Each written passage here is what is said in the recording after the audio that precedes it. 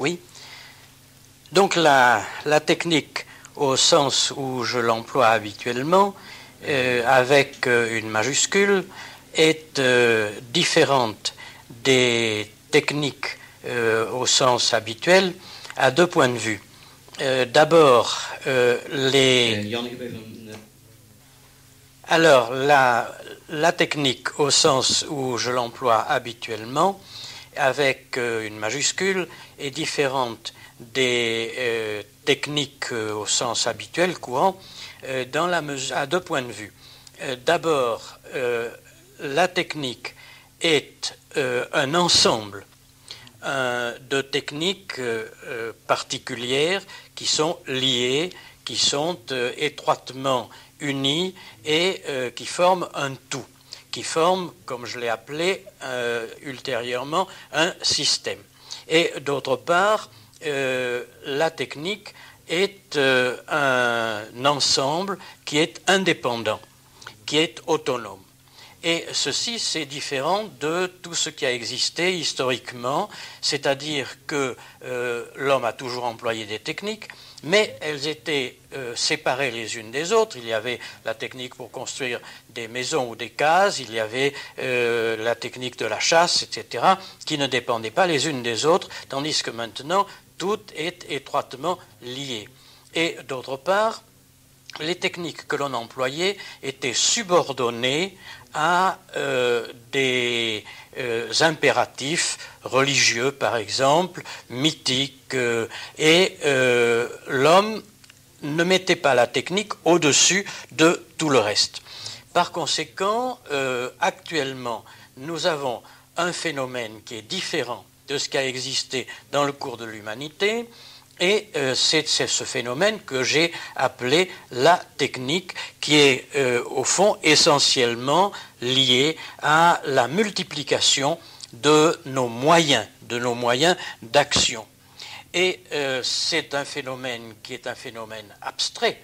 Enfin, ce n'est pas concret comme une technique photographique ou une technique automobile. C'est un phénomène abstrait qui est caractérisé par l'interaction, c'est-à-dire l'action réciproque, multiple de techniques, et d'autre part par une accélération constante. La technique avance de plus en plus rapidement. Et je n'emploie pas le mot technologie, qui est devenu le mot courant et le mot habituel, parce que c'est un mot qui n'a absolument pas le sens qu'on lui a donné. C'est formé de deux mots grecs, techné, qui veut dire l'art ou la technique également, et logos, qui veut dire la parole. Alors, technologie, ça veut dire le discours sur la technique. Voilà, étymologiquement, c'est ça que veut dire la technologie. Autrement dit, technologie, c'est la philosophie de la technique, c'est une conférence sur la technique, c'est aussi l'enseignement qu'un professeur va donner sur une technique. C'est ça la technologie. Mais d'ailleurs, les premiers ouvrages qui parlaient de la technique, par exemple, je pense à Mumford, ne parlaient absolument pas de technologie. Mumford savait parfaitement bien ce qu'il disait.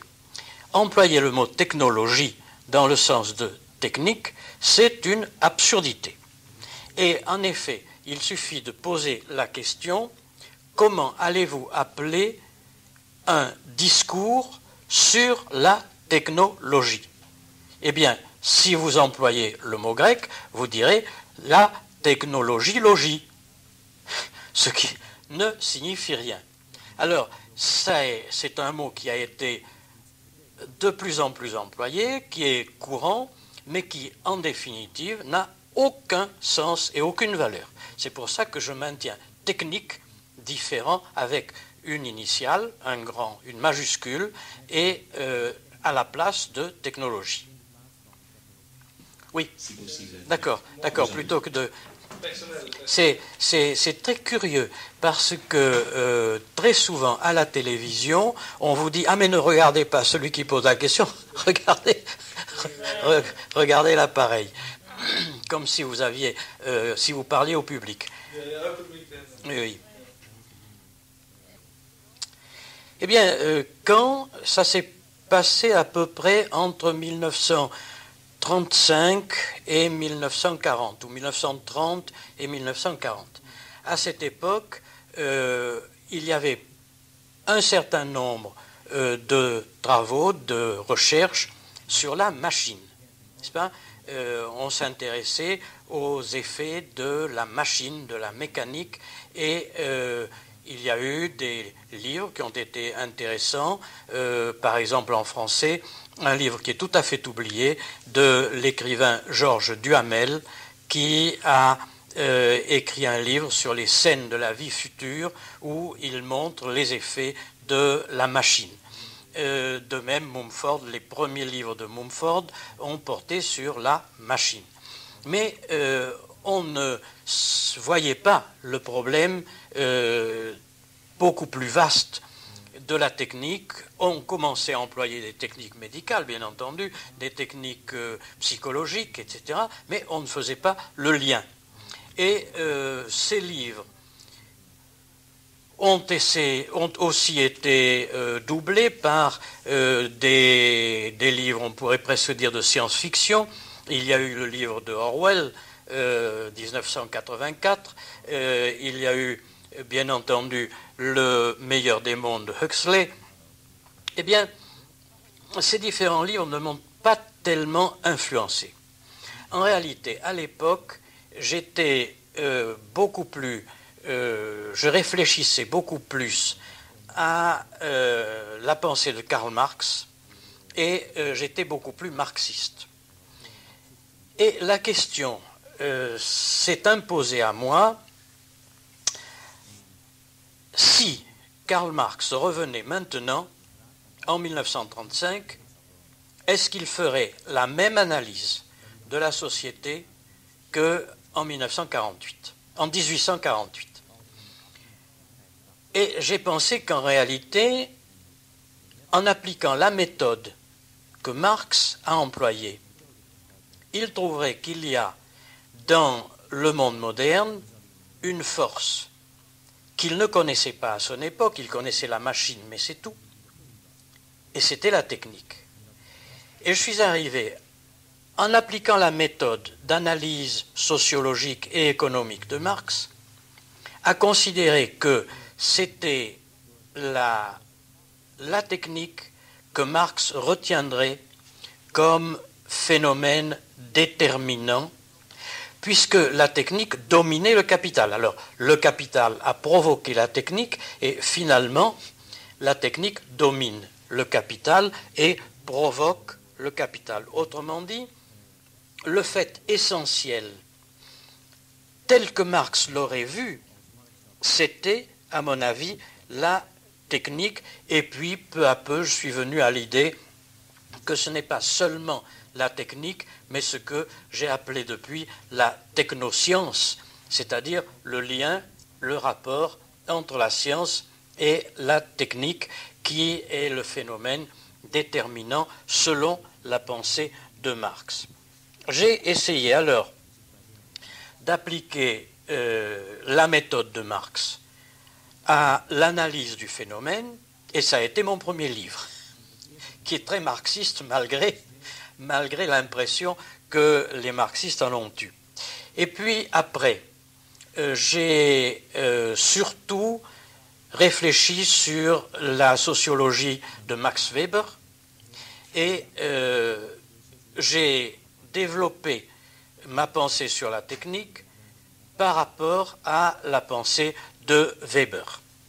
Et ça aussi, ça a été très utile pour moi. Et enfin, il y a eu la méthode systémique, c'est-à-dire l'étude des systèmes, et c'est pour ça que j'ai écrit ce livre de système technicien, où j'applique la méthode systémique à l'étude de l'ensemble des phénomènes de technique, étant donné que ça m'apparaissait vraiment comme un système au sens premier du terme. Voilà comment a évolué ma pensée et à partir de quand, 1935, jusqu'à l'apparition de la théorie systémique, c'est-à-dire dans les années 1950. Eh bien, essayer de comprendre une technique séparément de tout l'ensemble, c'est finalement ne pas la comprendre. Je prends un exemple très simple. On s'interroge souvent sur l'effet de la télévision, par exemple sur les enfants ou sur les spectateurs. Si on étudie uniquement la relation du poste de télévision avec le spectateur, c'est amusant, mais ça ne dit rien de la signification que va prendre la télévision pour le spectateur. Il faut considérer la vie de cet homme, un homme surchargé par beaucoup d'autres techniques, un homme qui conduit sa voiture, qui est fatigué, qui d'autre part a besoin d'un divertissement qui échappe complètement à toute sa vie courante. Déjà on aperçoit quelque chose d'un peu différent à condition de situer le spectateur par rapport à d'autres techniques. Et puis il faut surtout considérer que la technique fait partie d'un très grand nombre de spectacles. C'est-à-dire que le spectateur va voir son appareil de télévision comme un spectacle et il va avoir dans la rue partout d'autres spectacles. Et peu à peu, cette multiplicité d'images fait qu'il va considérer que toute la réalité est devenue un spectacle. C'est-à-dire que l'effet de tel reportage à la télévision sur la misère dans le monde, sur la guerre, etc., c'est devenu pour lui un spectacle. Ça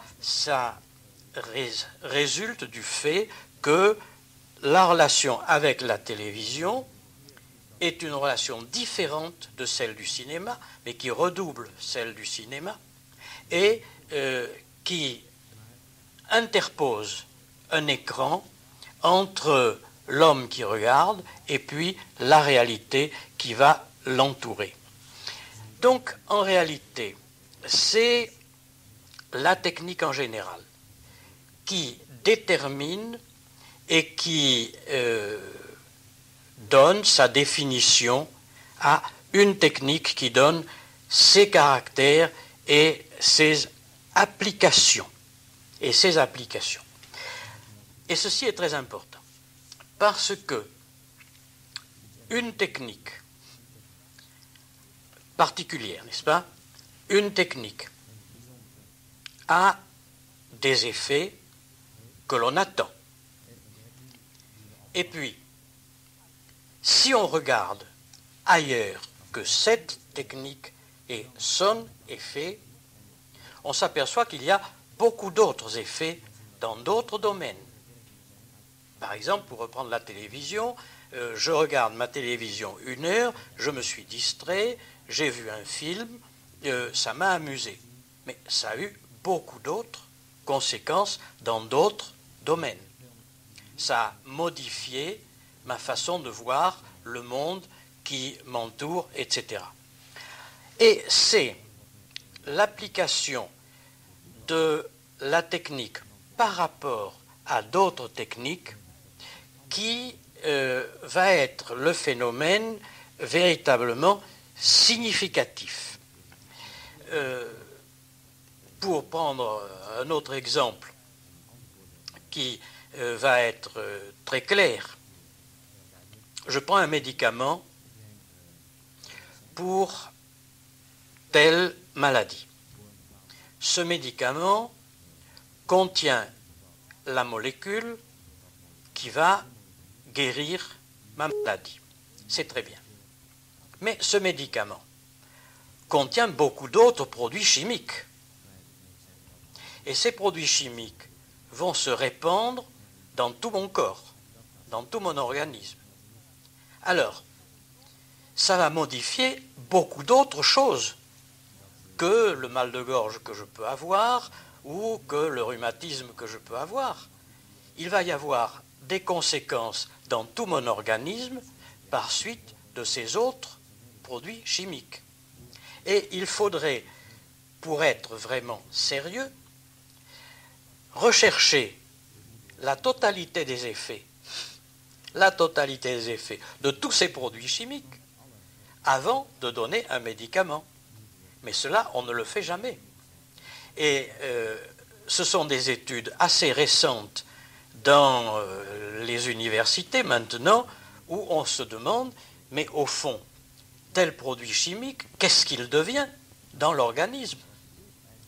Et c'est ça la grande question qu'il s'agit de résoudre. Il faut reprendre la technique dans son ensemble par rapport à tous ses effets, à tout l'ensemble des conséquences. Aucune technique ne peut être limitée et ne peut rester étroitement dans son domaine. Donc, une technique doit être considérée par rapport à l'ensemble des effets et l'ensemble des techniques. Et d'autre part, une technique comporte toujours, nous le savons de plus en plus, des effets secondaires, des effets indésirables. Or, ces effets secondaires et indésirables, eh bien, nous les découvrons lorsque nous la considérons, lorsque nous considérons cette technique par rapport à d'autres techniques. Ce sont d'autres techniques qui nous apprennent il y a tel effet secondaire qui n'est pas négligeable, qui est important. Par exemple, quand il y a une explosion nucléaire à titre expérimental, eh bien, ce sont d'autres techniques qui viennent nous apprendre quels vont être les effets de cette explosion nucléaire. Ah oui, parce que je reviens tout le temps. Oui, la technique comporte donc des effets. Le christianisme au XXe siècle peut parler de cela. Eh bien, oui, oui.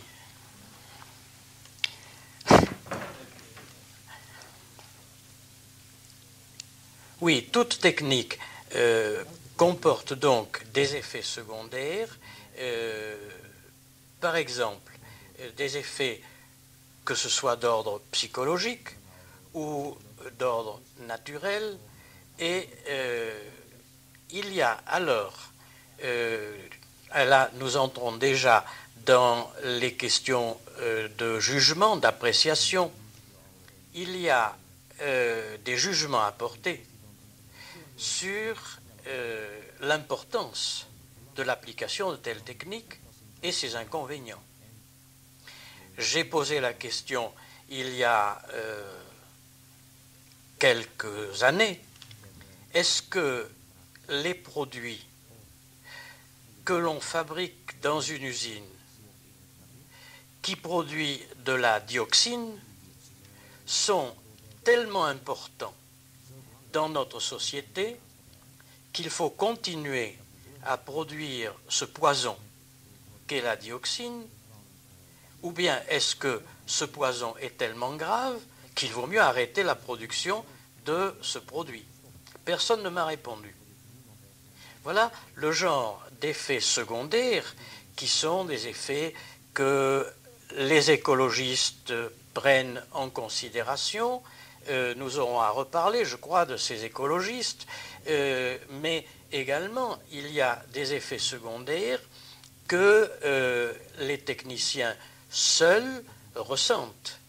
Et je pense à des effets comme ceux d'irradiation atomique pour tous les techniciens, malgré périodiquement on vous annonce que ces techniciens ont eu des irradiations, on vous explique que ce n'est pas si dangereux que ça, etc. Mais les effets secondaires que comporte chaque technique devraient être étudiés à tous les niveaux. Par exemple, au niveau psychologique. Pourquoi est-ce que les automobilistes sont-ils tous tentés d'aller de plus en plus vite? C'est tout à fait étonnant au point de vue psychologique. En France, nous avons eu une expérience qui était extrêmement intéressante.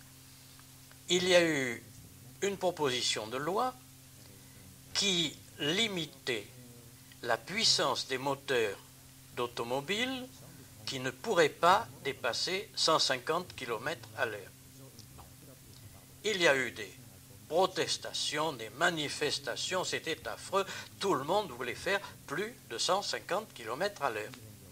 Alors, se pose la question, qu'est-ce que signifient les lois, les décrets qui interdisent d'aller à plus de 150 à l'heure?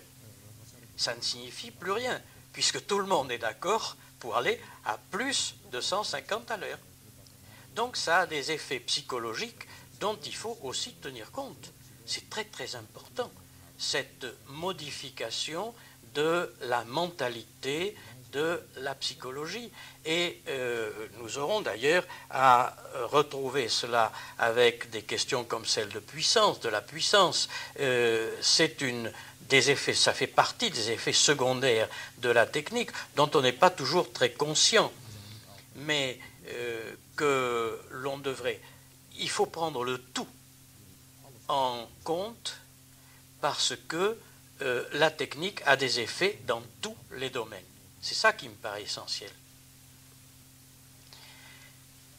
Au fond, prise à son niveau simple, la théorie systémique était quelque chose que l'on connaissait avant, pas comme théorie, mais simplement on s'aperçoit qu'un ensemble de phénomènes ont des relations étroites les unes avec les autres, que ce phénomène est différent de ce qui est à l'extérieur de lui, et par conséquent, il y a un intérieur de notre organisme, par exemple, qui est un système avec des sous-systèmes, c'est-à-dire des forces qui se combinent. Et puis, il y a un extérieur de ce système. Alors, ce que j'ai voulu montrer en prenant cette théorie systémique, c'est que la technique composée de sous-systèmes techniques combinés les uns aux autres formait effectivement un tout, qui était un tout dans lequel chaque élément était influencé par l'ensemble et l'ensemble était influencé par chaque élément. C'est-à-dire que chaque fois que se produisait un progrès de la technique dans tel secteur, ça se répercutait partout. Et inversement, chaque fois que le système se développait, les techniques profitaient de ce développement. Mais à l'extérieur, et là nous aurons à en reparler, il y avait quand même, heureusement, quelque chose d'autre que la technique. L'homme n'est pas encore tout à fait à l'intérieur du système technique. La nature n'est pas encore tout à fait à l'intérieur du système technique. Ce que le système voudrait bien, mais ce n'est pas encore fait. Voilà une petite explication de cette systémisation. Eh bien, d'abord parce que il y a effectivement seulement depuis 25-30 ans le fait que le mécanisme de communication s'est extraordinairement développé, n'est-ce pas? Les moyens de communication dans tous les domaines. Et que pour qu'il y ait système, il faut qu'il y ait communication. Alors, quand on apprenait qu'il y avait autrefois recherche sur tel élément biologique dans tel laboratoire aux États-Unis, bon, c'était pas forcé que ça se répercute partout. Et c'est seulement à partir du moment où les médias ont tout répercuté partout que le système s'est véritablement mis en place. Et ça, c'est un facteur très très important, ce facteur de communication. Et d'autre part, il y avait quand même le fait que les techniques étaient infiniment moins puissantes il y a une trentaine d'années qu'elles ne le sont maintenant, et que par conséquent, elles s'imposaient moins à l'intérêt ou à l'impression des gens. Je viens de parler de l'intérêt, je peux vous donner comme petite anecdote, quand j'ai écrit ce livre sur la technique, la société technicienne, en 1950, je l'ai proposé à une grande maison d'édition française qui m'a dit: la technique, qu'est-ce que c'est que ça? Ça n'a aucun intérêt. Alors je l'ai présenté à une deuxième maison d'édition qui m'a dit: mais la technique, mais qui voulez-vous qui achète un livre sur la technique? Enfin, ça, il n'y aura pas de public. Et c'est un livre qui a mis 4 ans à être publié parce qu'un de mes amis, qui était dans une troisième maison d'édition, a insisté pour qu'on publie ce livre. Ça montre à quel point, n'est-ce pas, on était inconscient du phénomène technique. Oui, dans la mesure où on est arrivé maintenant à une telle complexité de ce système technicien que plus personne, plus aucun homme n'est capable de tenir dans son cerveau tout ce qui est nécessaire. Pour vous donner un tout petit exemple, mon dernier livre sur le bluff technologique, j'ai fait 2400 fiches. Eh bien, je vous assure que travailler simplement avec son cerveau, parce que je ne sais pas me servir d'un ordinateur, sur 2400 fiches, c'est très difficile. Et maintenant, avec l'ordinateur, on peut effectivement se saisir de tout cet ensemble de phénomènes et on s'aperçoit alors qu'il y a d'autres phénomènes possibles que l'on peut intégrer dans le système. C'est pour ça que l'ordinateur est essentiel. Non, je dis justement que la technique n'est pas un moyen neutre.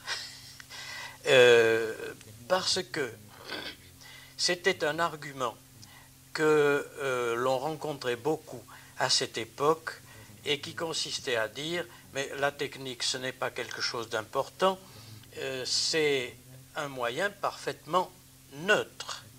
Et on vous donnait l'exemple courant, avec un couteau, je peux tout simplement couper la viande dans mon assiette et puis je peux tuer mon voisin. Par conséquent, le couteau n'y est pour rien, c'est seulement l'homme qui est mauvais.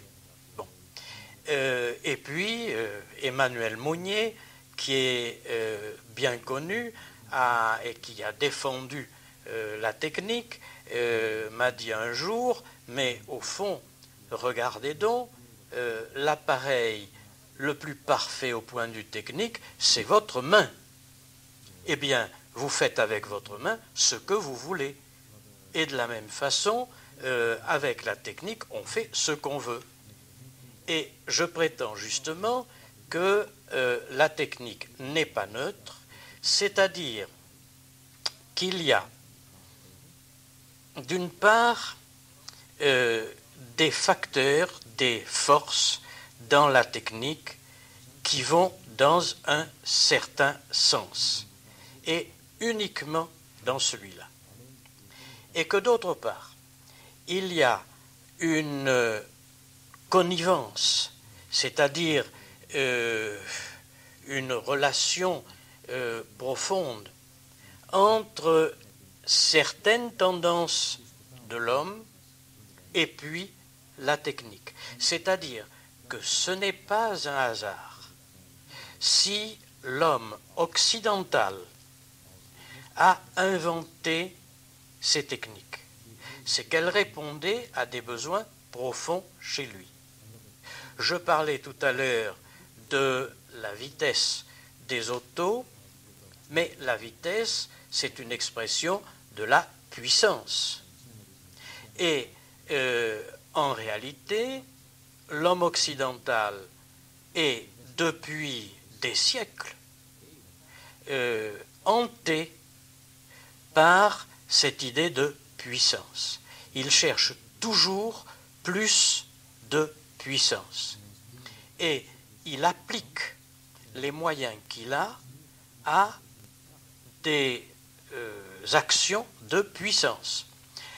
Si vous voulez, l'exemple classique, c'est celui de la poudre à canon, qui était connue par les Chinois depuis le XIIe siècle, mais les Chinois, qui ont une autre idéologie et une autre psychologie, s'en servaient pour faire des feux d'artifice. Et nous, sitôt que nous avons connu la poudre à canon, la première chose que nous avons faite, ça a été de l'utiliser pour la guerre, donc pour la puissance, pour la conquête. Alors, je dis que la technique n'est pas neutre dans la mesure où elle a été créée et développée en relation avec une certaine idéologie, avec une certaine conception de la société, les deux choses allant exactement ensemble. Autrement dit, donner un fusil à quelqu'un qui est profondément pacifiste, qui a une croyance dans la valeur absolue de la vie, il ne se servira pas de son fusil. Puis c'est tout. Mais je dis que la technique n'est pas neutre dans la mesure où ce n'est pas un hasard si elle est née parmi nous, dans notre société, dans notre monde occidental, qui est un monde de la puissance et de la domination. Voilà pourquoi elle n'est pas neutre. Et voilà pourquoi ce n'est pas la même chose d'avoir un couteau pour couper de la viande et un couteau pour assassiner son voisin. Ce n'est pas un hasard.